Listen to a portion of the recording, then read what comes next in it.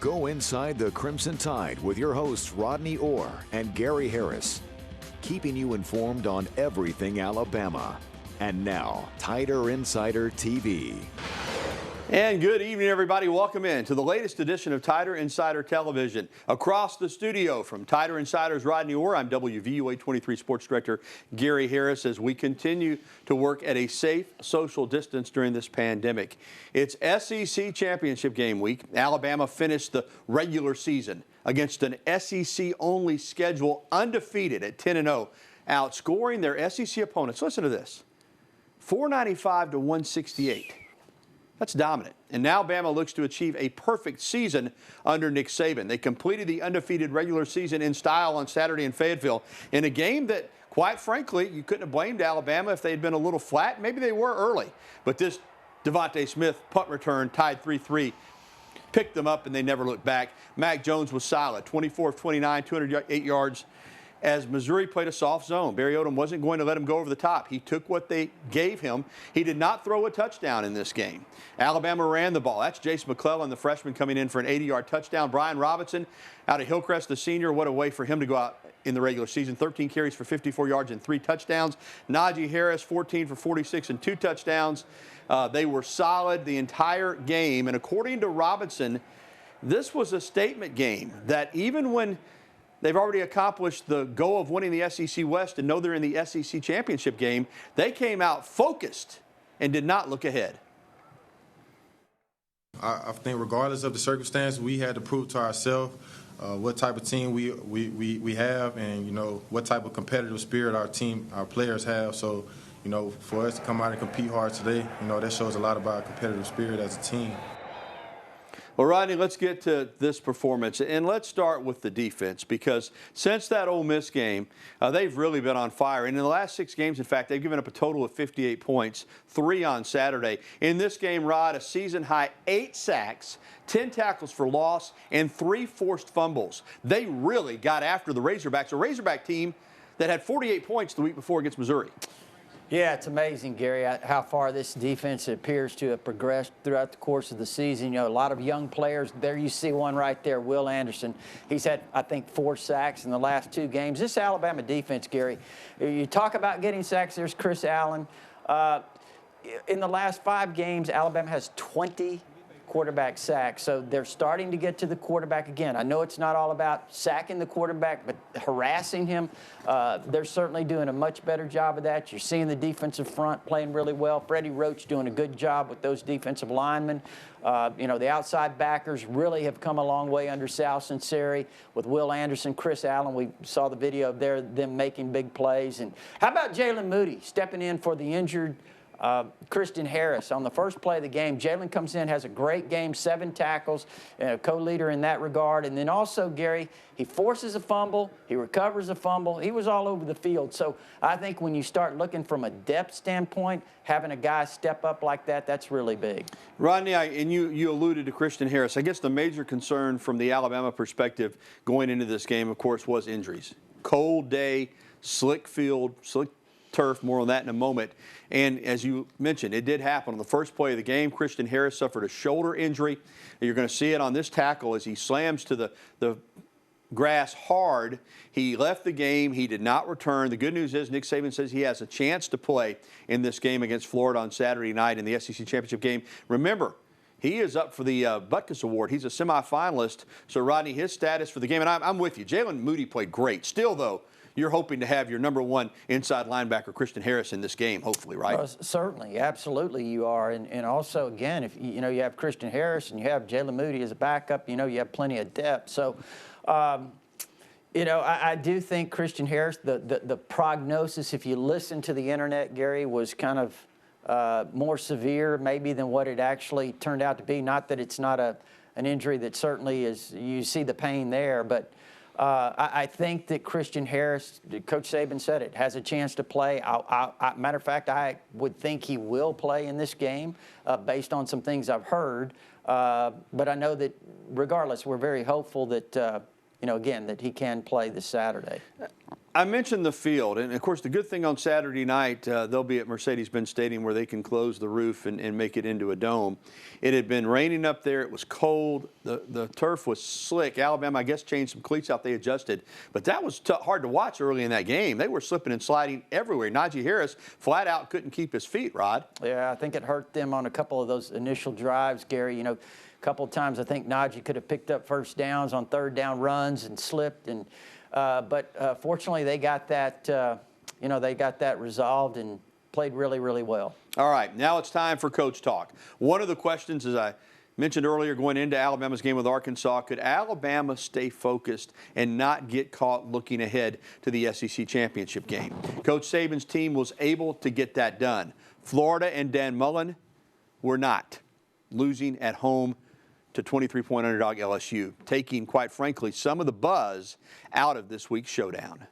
I think, it was maybe what I feared at Arkansas, that what happened to our team looking ahead to the SEC championship game, may have had something to do with that. I don't really know.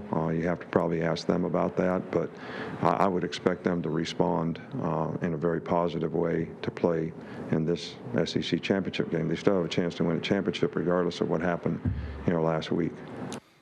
And I do think they'll come out ready to prove something. But the bottom line is, Rodney, and I asked the question last week, should the SEC even have played these games? Alabama had clinched the West, Florida had clinched the East. Alabama handled its business.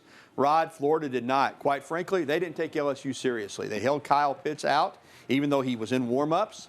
They had a game where they just didn't make enough plays, and at the end, a terrible personal foul when Marco Wilson threw the cleat after making a tackle for the LSU player 20 yards down the field. They just did all the things to allow LSU to hang around, and then they got beat. Yeah, well, I think Mullen made a comment before the game to the effect that they really didn't have to win the game. He felt like that if they beat Alabama, they would still have a great shot at the playoffs. Or, I just think, and then holding Pitts out, your best player, in my opinion, certainly your best guy in terms of the mismatch that he creates, Gary. And I just thought that sent a bad signal for their team. And, they did not look, as you said, that as they had taken LSU seriously, just didn't play well overall. It was shocking, based on what you saw from Alabama against LSU the week before in Baton Rouge, to see the Tigers go in there shorthanded and beat Florida in the Swamp. Okay, Florida's defense, I think, is going to have its hands full with Alabama. On the flip side, we talked about how well Alabama's defense is playing. Rodney, they'll need to play well because this Florida offense now is loaded. You got Kyle Trask at quarterback. He's a Heisman Trophy candidate, like Mac Jones, like Devontae Smith. Kadarius Toney out of the Mobile area as a playmaker. We mentioned Kyle Pitts, Keon Zipperer, the other tight end, Jacob Copeland and Trayvon Grimes, their wideouts. Now, they don't run it well, which could be a problem. But as far as the passing game is concerned, Rodney, they got it covered. Yeah, they haven't had a 100-yard rusher this year, Gary. Damian Pierce, who was once an Alabama commitment, by the way, he's their leading rusher with under 500 yards rushing. Malik Davis is another elusive player as a receiver. He's got 20-some-odd receptions. They do utilize those backs on those wheel routes. And there you see Pitts. I mean, he is really a dynamic player, Gary, no question about that. Alabama will have their hands full with him. But you mentioned all those playmakers. I mean, that Trask gets the ball out quickly. They protect him pretty well, and so they've been extremely successful, averaging 41 points a game offensively. I expect that they'll come out really slinging. Yeah, they've really got nothing to lose now because they're not going to go to the playoff regardless, but they can still, as Coach Saban pointed out, win the SEC championship if they beat Alabama. All right, let's move on. A couple of recent videos updating Jalen Waddle's recovery from a broken ankle has raised speculation that Waddle may not be done for the season. He's shown working out here without a boot. And Devontae Smith shared another video on Instagram of Waddle dancing in the locker room and having some fun. From the look of it, it looks as though he's coming on nicely. Rodney, here he is dancing in the locker room. Now, we don't know. He's got to be cleared medically. It doesn't even matter if he's not wearing a boot and what he wants to do. He's got to be cleared medically. But, Rodney, what do you think the chances are that we might see him in the playoff? Well, really, to be honest with you, Gary, I think we just have to go with what we've heard through Coach Saban, and he said there is a possibility that it could happen. Jalen Waddle wants to come back. I think that's a real positive. You have everyone opting out, and here's a guy that's probably a first-round draft pick, even after the injury. And Gary, he wants to play. So I think that's really what I'm getting at on that is think about what that tells you about the mindset of this team. A guy like that in that position, he wants to come back and play. Alabama's different. And we said going into the season with this pandemic, we didn't think anybody would manage it better than Nick Saban in Alabama, and that's been the case. And they're talented, but I think that's one reason. Another big reason Alabama's #1 is that they have managed all of this, and the players want to play, and they want to win, regardless of their NFL prospects for the future. All right, still to come on Tider Insider Television, both Alabama basketball teams continue non-conference competition, and early National Signing Day is on tap for tomorrow. It begins tomorrow. And the Tide already has a slate of commitments for 2021. We'll break them down, and we'll get to your phone calls, emails, and tweets. As always, the phone number 205-348-WVUA. That's 348-9882. Or you can email us at the address on your screen, or you can even shoot us a tweet. Just use that hashtag TITV so that we'll see it. We'll be right back with the only show that takes you inside the Crimson Tide, Tider Insider TV. We'll return right after this. Welcome back to TITV. I'm Gary Harris, sitting across the studio from Tider Insider's Rodney Orr. It's the eve of the first day of the early signing period, which has really just kind of become the dominant signing period. There's not much left to do, quite frankly, by February. And there doesn't seem to be too much buildup for Alabama fans because Alabama already has 22 commitments and is the top-rated class in the country, Rod. So we already pretty much know about this class, but there is still possibilities for this early period, if not for the early period, then certainly in February. But let's start with the fact that Alabama already has these top 22 players from around the country. What are some possible add-ons tomorrow, if any? I'm going to ask you about an in-state player, Lee Hunter, who has been committed to Auburn for some time out of Blunt High School in Mobile area. But now there are rumors that he might be looking around. Well, he's a defensive lineman. He was originally a 5-star player. He's dropped a little bit in terms of the rankings for whatever that's worth. He's still a 4-star player, but according to some. But, Gary, he's a really good player. He had a good game in the Alabama-Mississippi High School All-Star game last weekend. Again, I don't know what Lee is actually thinking. Given the circumstances at Auburn right now, they're going through the coaching change. That has not been determined yet. So we'll see what happens with him. I know that he's also listening to a few other schools as well. And a name that maybe some people have not heard of as much, but Keanu Coate, a linebacker out of Vero Beach, Florida. Watch him. I mean, he put out some video the other day, Gary. He's a very explosive player off the edge, great pass rusher, been committed to LSU for quite a while. We'll see what happens here. Alabama, again, they have some really good linebackers committed. I know that he's kind of keeping an open mind, but says he'll sign with LSU tomorrow. But at the same time, as I said, I don't know that he's totally firm with that.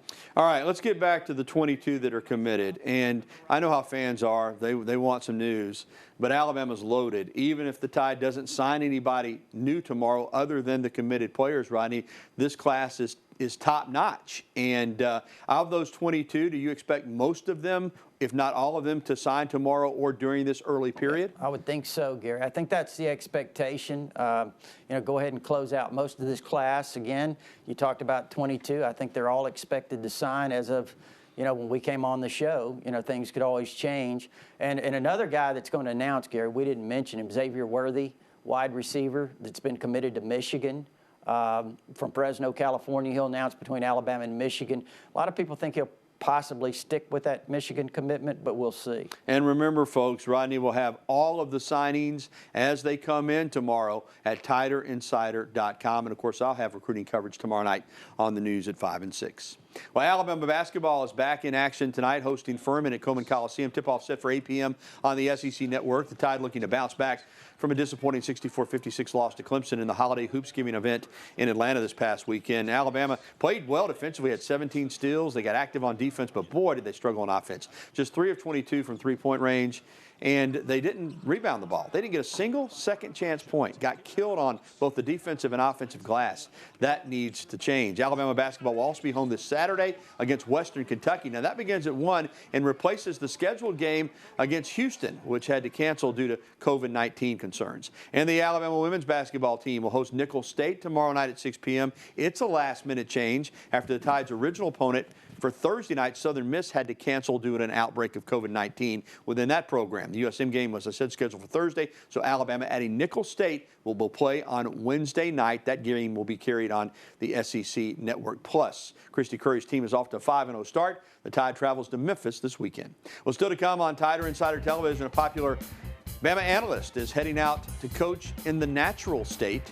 And next, we're welcoming your phone calls, emails, and tweets. You see the information there on your screen, 205-348-9882. Go ahead and call in now. We want to hear from you, Tider Insider Nation, next here on TITV. Butch Jones is the new head coach at Arkansas State. He's worked really hard for this opportunity, spending 3 years with Nick Saban, 2 as an analyst, this last season as Nick Saban's assistant. The former Tennessee head coach will continue to help Alabama prepare for the SEC championship game in the postseason. Jones will take another member of the football staff with him to Jonesboro. Analyst Major Applewhite will go to ASU as Butch Jones' offensive coordinator. Quick thought, Rodney. I'm really happy for Butch Jones. You know, he knew he was going to get paid by Tennessee. He didn't rush out to get a position coach or coordinator. He knew he wanted to be a head coach again, and he felt like coming to Alabama, being part of this machine, would help him reach that goal, and that's a good job. They've got some facilities in Jonesboro. They've been winning some football games. I think he'll do a nice job there. I'm happy for him. Yeah, 3 years here, Gary, is a former head coach, and now having that opportunity to spend it under Nick Saban and learn really how to manage a program could be really extremely beneficial for a guy like Butch Jones. Again, I'm with you. I'm glad he got this opportunity, and Major Applewhite as well. You know, again, he was the head coach of Houston, left that job, came here, spent some time, so he's got a great opportunity as well. Yeah, good for both of them. All right, let's go to the phone lines. First up tonight is Sammy up in Walker County. Hey, Sammy. Hey, Gary, Rodney, best wishes to y'all guys. Great job. Y'all addressed the Jalen Waddle. That was my first part question. Let me say this about him. He is the it factor when it comes to maybe the playoffs and, you know, punt returns. Nobody down there like him, I don't think. My second part to the question was, what's happened to the running back from the D.C. area, that Keelan Robinson? Was that his name? Yeah, all right, Sammy, we'll get to thanks, it. Gary. Yeah, you betcha. On Jalen Waddle again, we hope he can come back. I think that's probably more a medical decision. If he's cleared and wants to play, you know the coaches want him out there, Rod. There's no doubt about that. As far as Keelan Robinson, Alabama has not made any official announcements in regards to anything to do with COVID or opt-outs, but he hasn't played this season, Rodney, and the expectation is, as of right now, that he'll be back next year, right? Sure hope so, Gary. He's a really explosive player. He's got a lot of potential. I think when you look at him and the opportunities he'll have next year with some of the skilled people they'll be replacing, I think Steve Sarkisian could really utilize him in a lot of ways. All right, we need to get to the break, but we'll take more phone calls and get to some emails. Stay tuned. Call in right now, 205-348-9882. Let's get you on. We'll be back after this. There is no question, Gary. He's certainly having that kind of career. And how about Tua, man? I mean, to bring them back in that game against Kansas City, listen, I think he's going to have quite a career himself. He's playing great. Let's get the phone line real quick. Rick, hey, you got to go pretty fast, buddy, in Bluff Park. Yes, sir. I'd like to comment about our defensive line commitments, and also we're not looking forward to Florida. Very proud of the way they handle themselves. Yeah, we've covered that. Yes, sir. Defensive line recruiting, Rodney's really strong. Yeah, I think, Gary, when you look at it, Damon Payne's a 5-star player out of Belleville, Michigan. Monkel Goodwine's a 4-star player out of the Washington, D.C. area. Those are great players. You got Tim Keenan coming out of Birmingham Ramsey, who, you know, has great size and a really quick first step. You know, and again, Anquin Barnes out of Montgomery Lee is an outstanding player as well, Gary. I think he was put on a really nice performance down at the Alabama-Mississippi High School All-Star practices in the game this week. So, you know, they've got some really good guys committed, and I know that they would probably like to land another one or two. All right. Thanks for the phone calls and the emails. It's prediction time when we come back. Welcome back to TITV. It's prediction time. I mentioned, Rodney, that Alabama's rattled off these 10 straight wins in dominant fashion, but the last thing you want to do is go 10-0 and lose the SEC championship game. They're a big 17.5-point favorite against Florida, but still, Florida's a talented team. Saturday night, Mercedes-Benz Stadium in Atlanta. How do you see it? Well, you know, Gary, I think that loss to LSU was a real kick in the gut for Florida. No question about that. And, you know, sometimes you think about how's a team going to respond. I think this is going to be a really difficult game for Florida to overcome, in my opinion. On the flip side of that, look at Alabama's mindset. This is a team that's really focused. You know, you talk about Florida having a chip on their shoulder with something to prove. I think this Alabama team has played with something to prove all year, and especially down the stretch here. We saw it in the Arkansas game, and I think Alabama, I do think it's going to be a fairly close game, but Alabama will eventually pull away 45-24. Well, I've been stuck on 55. Alabama's averaging 49.5. Nobody slowed them down really all year. I got Alabama pulling away. Their offense is just too much for Florida's defense. 55-24. Bama advances to the college football playoff as the #1 seed. They're ranked #1 this week, again, in the latest college football playoff rankings. That's going to do it for TITV. For Rodney Orr, I'm Gary Harris. If you missed any of the show tonight, you can catch it on a replay at 10:30 and anytime at WVUA23.com. Good night, everybody.